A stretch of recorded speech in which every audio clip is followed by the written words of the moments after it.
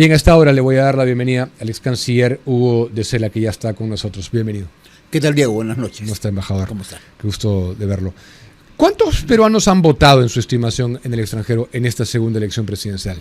Bueno, muy pocos en realidad, porque había más o menos 1.200.000 inscritos y según lo que me han comentado han votado como 350.000 aproximadamente. O sea, menos que en la primera vuelta. Sí, menos que en la primera 350.000, ¿ah? Así es. Ok. Así es. ¿Y cómo está viendo hasta ahorita las cosas?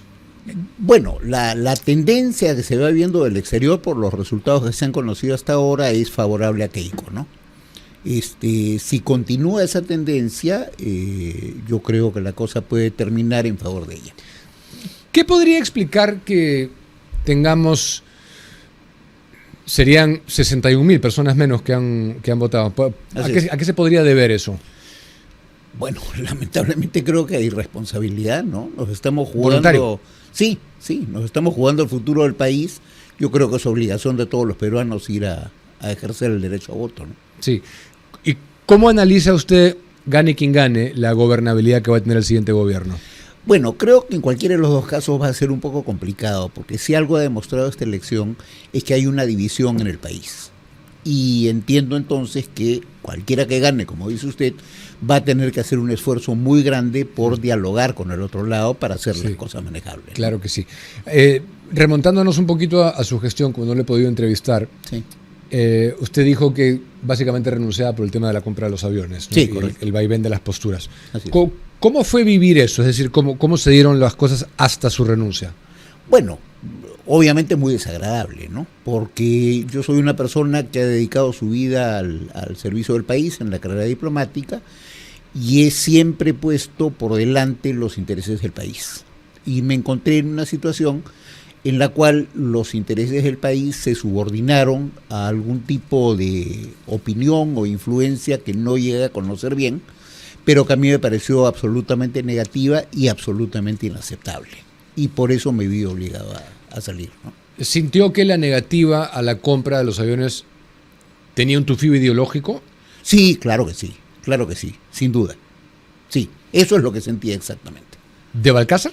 De Balcázar. ¿O de los sectores que públicamente se oponían a? Bueno, yo diría que es una suma de los dos, ¿no? Ok. No sé si ha podido ver, pero hay un abogado o una persona del equipo de la defensa de Pedro Castillo en algún momento que ha pedido se declare persona non grata al embajador Navarro. ¿Usted le parece que eso tiene asidero? No, me parece francamente pintoresco, ¿no? ¿Pintoresco? Sí, realmente. Es una de esas cosas que se dan pues cuando hay alguna mente afiebrada que cree que entiende un tema y no lo entiende y entonces pide algo que es absurdo.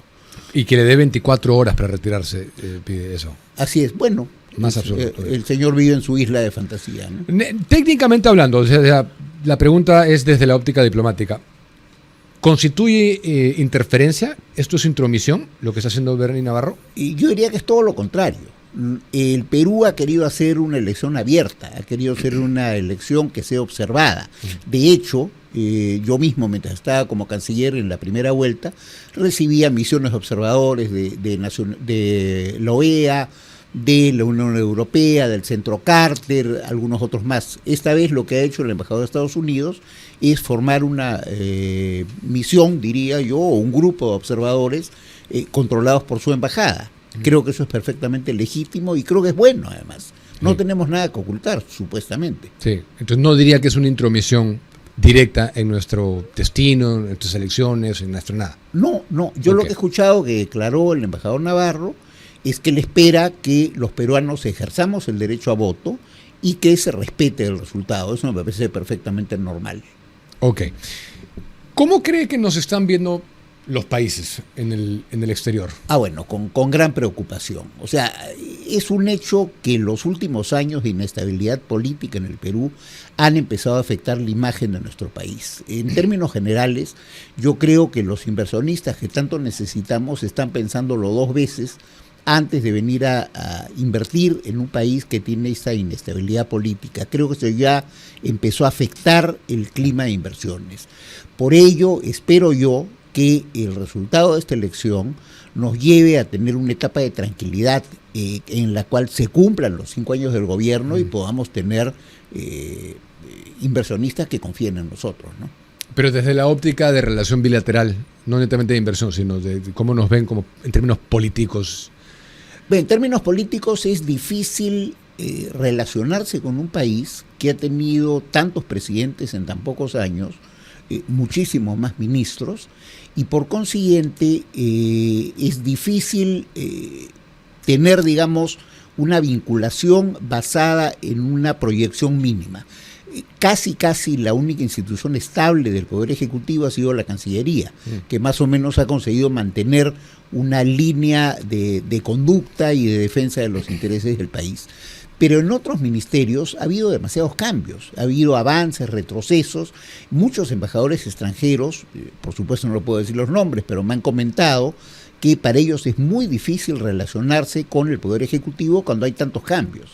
Están haciendo una gestión y de repente a la siguiente cita ya hay otro ministro o otro viceministro y eso dificulta las cosas.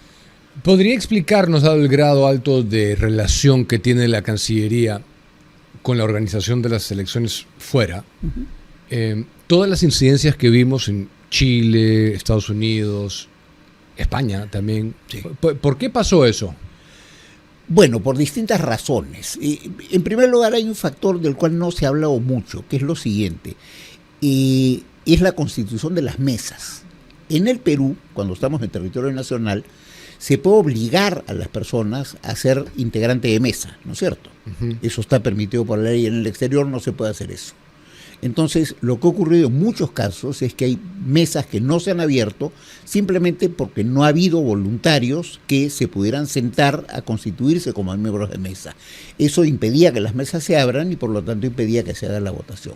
Ese fue un factor. El segundo factor es la inasistencia de los peruanos al momento de votar. Como no hay multa en el exterior, muchos sentían que no había perjuicio alguno si no iban a votar y simplemente se ausentaban. Yo creo que esos dos factores explican mucho de los problemas que se produjeron.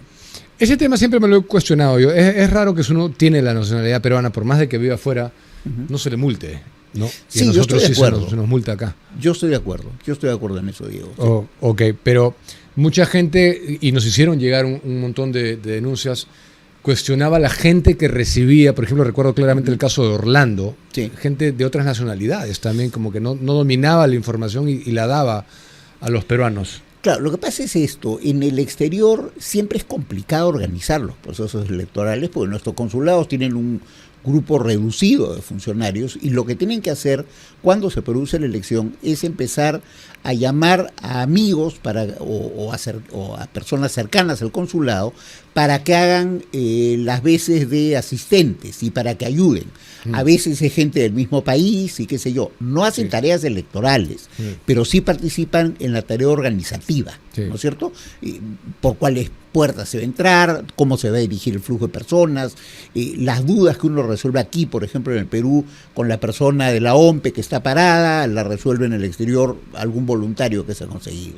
Y es difícil realmente conseguirlos. ¿Cómo ve usted, más de que usted es un diplomático, no sé si es que me va a poder, pero cómo ve usted hoy la naturaleza de las relaciones entre Perú y China? Bueno, a ver, yo diría que la relación con China es una relación importante. Son el primer socio comercial del Perú. Es un país que invierte mucho en nuestro país.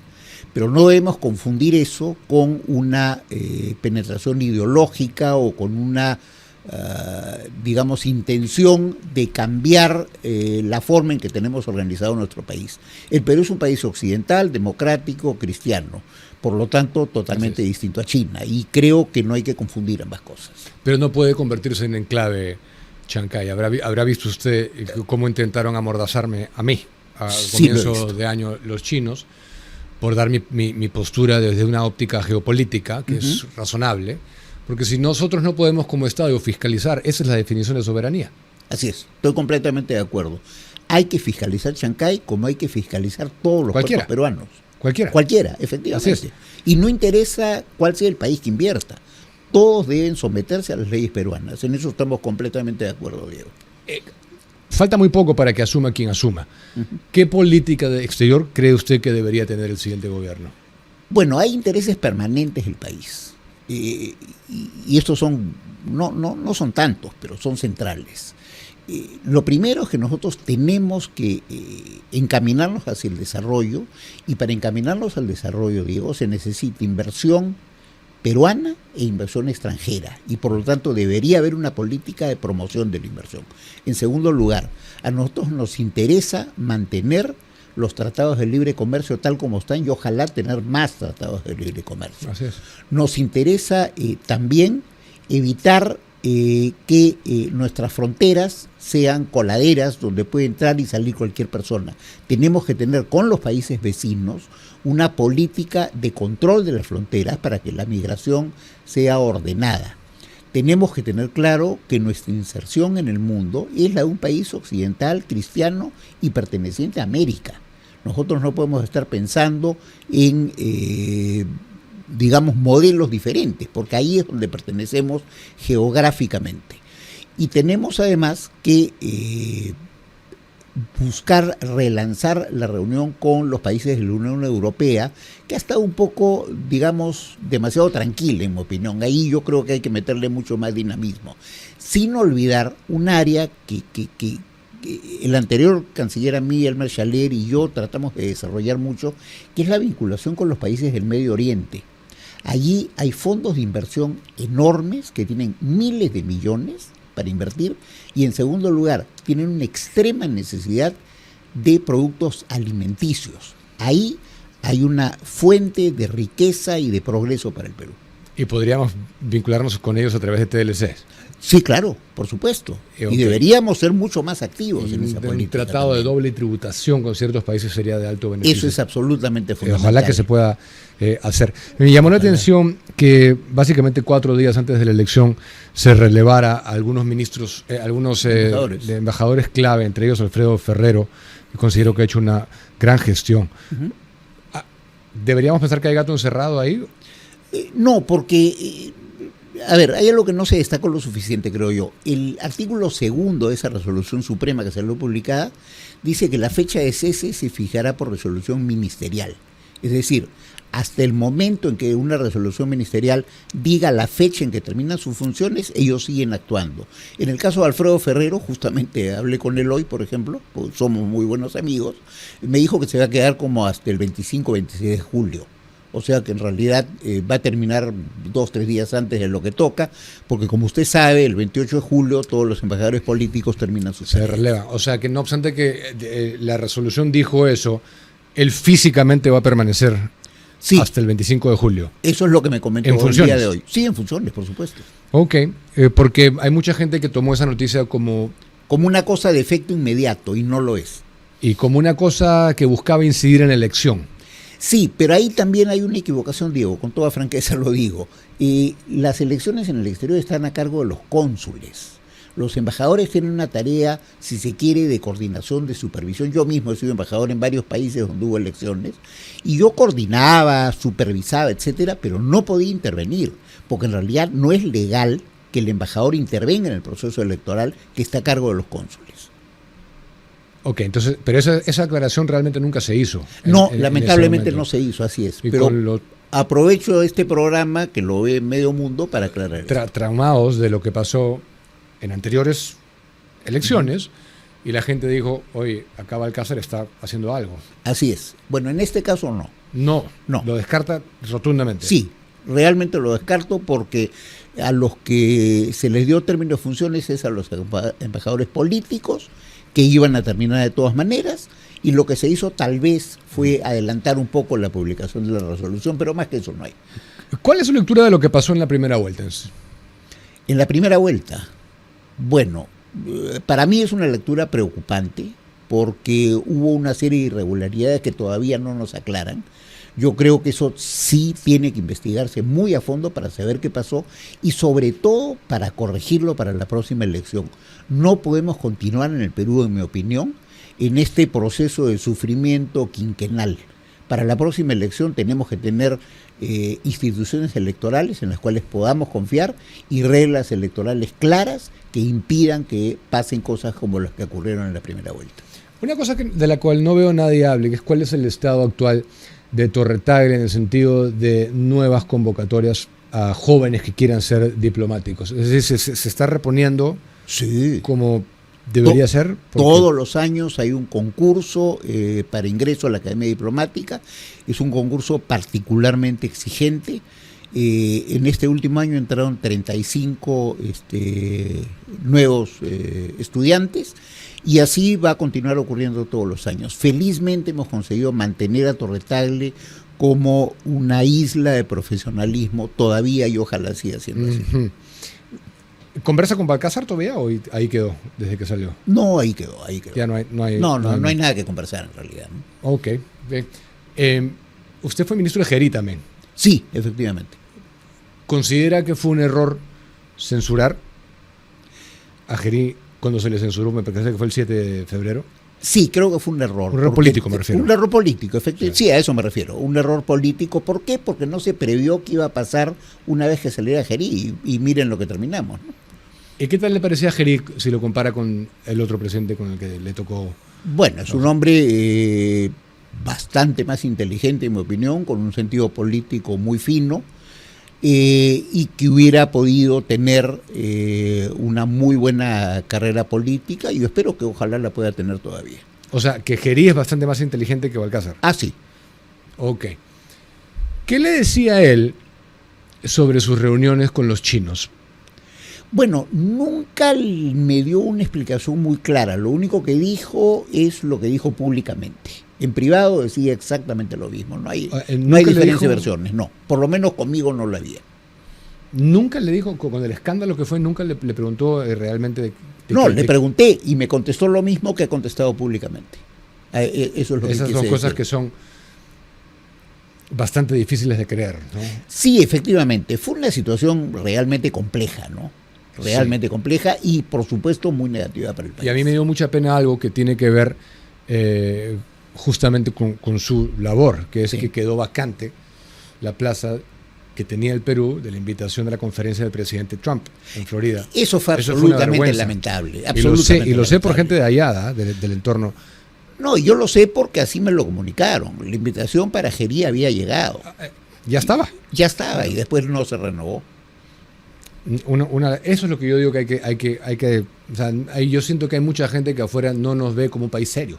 Exactamente, eso es lo que trataba de mencionar cuando dije que los cambios políticos tan frecuentes nos hacen aparecer como un país inconstante, un país que no tiene una proyección ni siquiera en el corto plazo. Ok, y palabra final, ¿qué piensa que va a pasar o qué quisiera que pase por último? Bueno, yo quisiera que este proceso, primero, termine en paz, y segundo, que gane Keiko Fujimori. Creo que eso es lo bueno para el país. Si gana Sánchez, todo el enfoque diplomático cambia también. Sí, claro que cambia, por supuesto. Él ya ha dado a conocer personalmente, a través de algunos voceros, que tiene ideas totalmente distintas a las que se maneja hoy en nuestra política exterior. De acuerdo. Por más que se trate de edulcorar esto. No, de acuerdo, sí, claro que sí. Embajador, ha sido usted muy amable. Gracias. Gracias por visitarnos. 8:01. Gracias a todos los que están comentando en vivo.